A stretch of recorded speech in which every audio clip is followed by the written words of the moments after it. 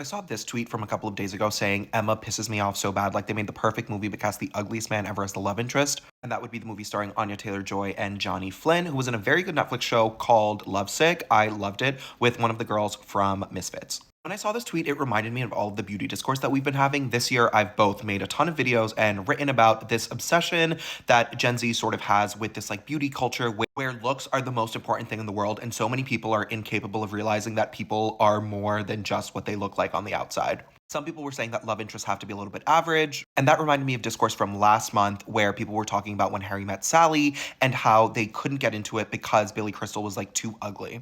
A couple of days ago, Stephanie Herblert made this video that got 23 million views. And in it, she was talking about this idea that incels have that all women care about is looks, right? With the boyfriends of Ariana Grande, Billie Eilish, and Sabrina Carpenter and Barry Keoghan, as well as Selena Gomez and Benny Blanco.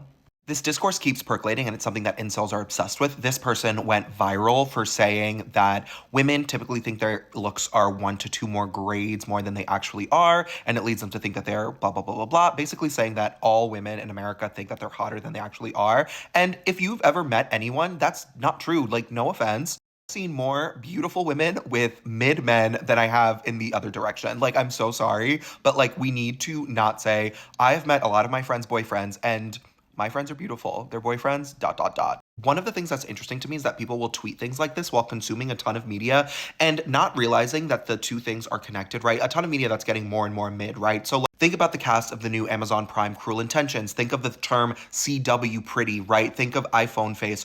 All of us are slowly realizing that casting people not for their charisma and more for their attractiveness is leading to bad outcomes, right? We have dozens, if not hundreds, if not thousands of beautiful actors who cannot act, have no charisma, are stiff or unnatural or weird, but they just keep getting cast and stuff because they're hot. And you can tell. Most actors don't ever make it out of the CW. Most actors who are doing these like streaming shows aren't making it out of that silo because they don't have the ability to translate hotness into actual talent.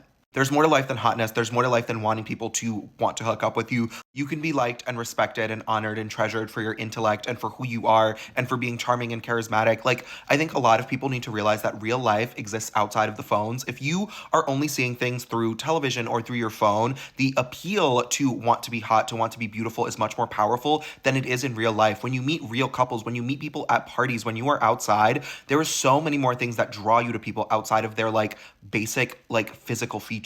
And I know that the same exact conversation is happening over on like queer TikTok, where a lot of gay men are talking about why am I single, why am I single, why am I single, but I will only date someone who's 150 pounds and 6'4" and like blah blah blah blah. And it's like the inability to realize that other people exist and that other people are interesting outside of what they look like will poison you.